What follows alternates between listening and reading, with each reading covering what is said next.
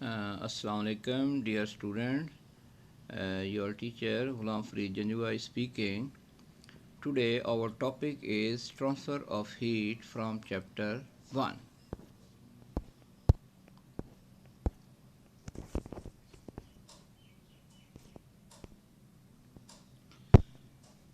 What is heat transfer? Heat transfer is the movement of heat energy from one substance to another. इनकी heat transfer जो है वो movement होती है heat की एक सब्सटेंस से दूसरे सब्सटेंस के लिए।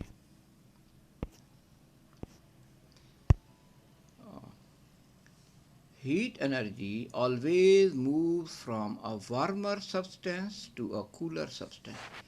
हीट की जो एनर्जी होती है वो हमेशा गर्म से ठंडे की तरफ जो है वो मूव करती है। जैसा कि आपको ये पिक्चर में दिखाया गया है, रेड हॉट ऑब्जेक्ट है और ब्लू जो है वो कोल्ड ऑब्जेक्ट है। अब हॉट ऑब्जेक्ट से कोल्ड ऑब्जेक्ट की तरफ हीट जो है वो मुसलसल ट्रांसफ़र हो रही है।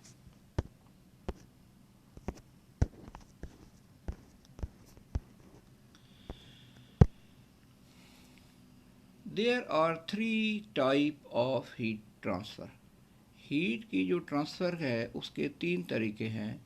Number 1 conduction, number 2 convection, number 3 radiation. Conduction. Heat transfer by conduction is the transfer of heat through direct contact. ये जो कंडक्शन ऑफ हीट होती है ये जैसा कोई आपके पास एक रॉड हो, आयरन रॉड है, उसको आप उसकी कोई एक साइड गर्म करें तो उसी तरह वो दूसरी साइड भी गर्म हो जाती है। या आप ये जो टी स्पून है, आप कोई हॉट कप ऑफ टी के अंदर आप स्पून को डालें तो थोड़ी देर के बाद उसका जो सेकंड एंड है वो भी गर्म हो जाता है। तो यानी कि ये डायरेक्ट कांटेक्ट इसके लिए ज़रूरी है। और यहाँ पे अब आप देखें कि ये दो तरह के ऑब्जेक्ट हैं, एक हॉट ऑब्जेक्ट है और दूसरा जो है वो ब्लू जो है वो कोल्ड ऑब्जेक्ट है। तो अब ये आपस में जुड़े हुए हैं। तो हॉट ऑब्जेक्ट जो है वो ट्रांसफ़र कर रहा है अपनी हीट कोल्ड ऑब्जेक्ट की तरफ। अब ये जो ट्रांसफ़र होता है ये ट्रांसफ़र ऑफ मॉलिक्यूल्स होता है। इनके molecule transfer energy to the molecule next to them. यानी कि जो हॉट मॉलिक्यूल्स होते हैं वो वाइब्रेट करते हैं और वो अपनी हीट जो है वो ट्रांसफ़र करते हैं, और वो जो कोल्ड ऑब्जेक्ट होते हैं वो उसकी प्लेस को ले लेते हैं, और इस तरीके से करके ये ट्रांसफ़र ऑफ हीट होता है।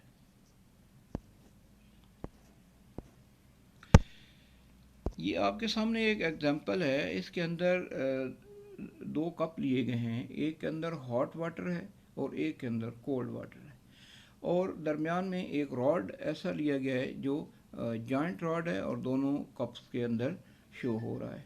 अब हो क्या रहा है इसमें कि जो हॉट ऑब्जेक्ट है वो अपनी हीट को ट्रांसफ़र कर रहा है कोल्ड ऑब्जेक्ट की तरफ, और इसमें ट्रांसफ़र ऑफ हीट थोड़ी ज़्यादा तेज़ होती है।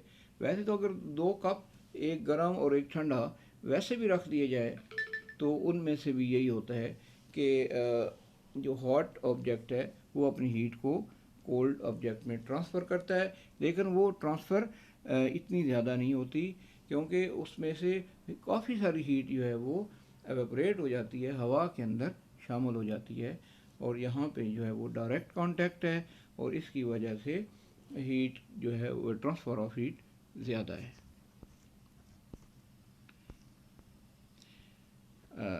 नेक्स्ट जो हमारा टॉपिक है वो है convection.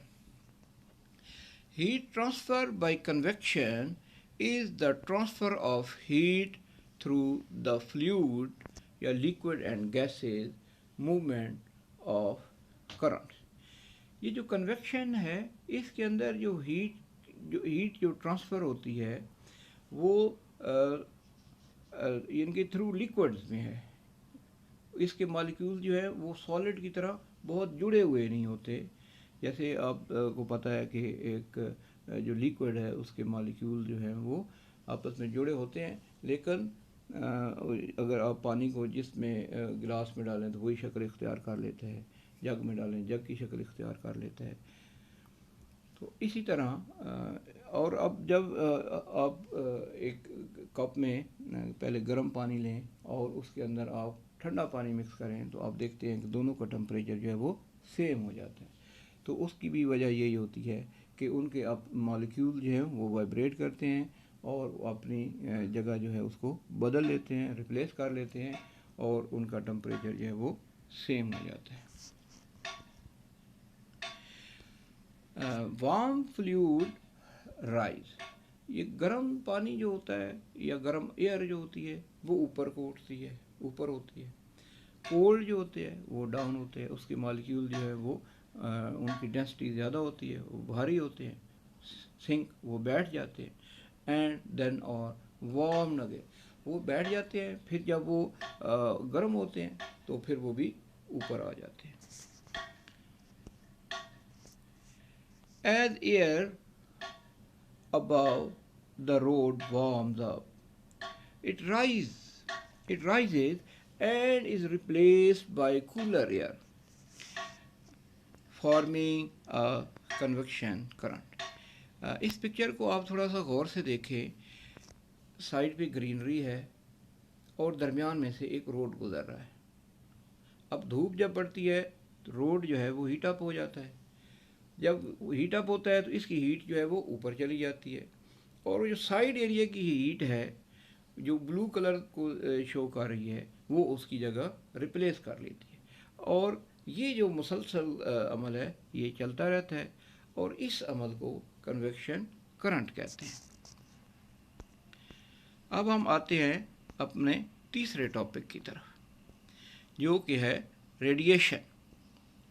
Heat transfer by radiation is the transfer of heat through electromagnetic waves. Radiations के अंदर डायरेक्ट कांटेक्ट नहीं होता, जो दूसरा ऑब्जेक्ट है वो दूर होता है। इसकी मिसाल ये भी है, जैसे सूरज है, सूरज हमसे बहुत दूर है लेकिन उसकी जो रेडिएशंस हैं, उसकी जो शुआएँ हैं, उसकी जो रेजेस हैं वो हम तक पहुंचती हैं। There is no direct contact between the substance. जैसे कि आपको डायग्राम में दिखाया गया कि एक हॉट ऑब्जेक्ट है जो कि रेड है और ब्लू ऑब्जेक्ट है जो कि कोल्ड है। अब हॉट ऑब्जेक्ट से जो हीट है ट्रांसफ़र हो रही है कोल्ड ऑब्जेक्ट की तरफ। Heat from the sun radiates through empty space to earth. अब हम जानते हैं कि सूरज तो हमारे से बहुत ज़्यादा दूर है, तो दरमियान में स्पेस है, तो हीट जो है वो ट्रांसफ़र होती है उस स्पेस में से गुज़र के ज़मीन तक पहुंचती है और ज़मीन का जो टेम्परेचर है वो चेंज होता रहता है। इसी तरह अगर आप माइक्रोवेव ओवन को देखें, आप जब कोई चीज़ गर्म करते हैं, आप उसमें रखते हैं तो हीट जो है वो इलेक्ट्रोमैग्नेटिक वेव्स जो हैं उनके थ्रू जो है वो आपकी जो भी ऑब्जेक्ट आपने जो उसमें रखा हुआ होता है वो गर्म हो जाता है। तो आज हमने अपने जो तीनों टॉपिक्स हैं उनके ऊपर बात की है, तो उम्मीद है आपको समझ आई होगी।